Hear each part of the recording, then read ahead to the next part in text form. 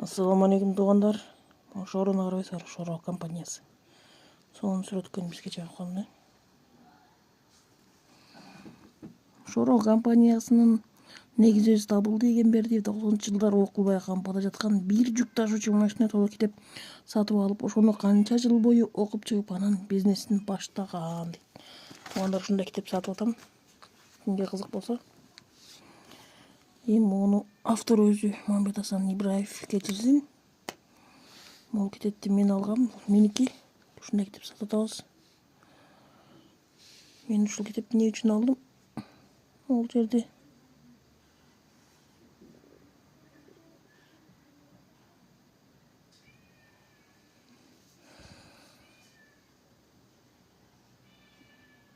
эмне үчүн китеп окуш керек?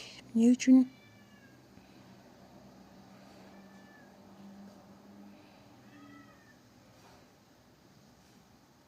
бул китеп менин китебим өзүмдүк. Ошон үчүн ошентип жазып койдум. Эмне үчүн Куран окуш керек?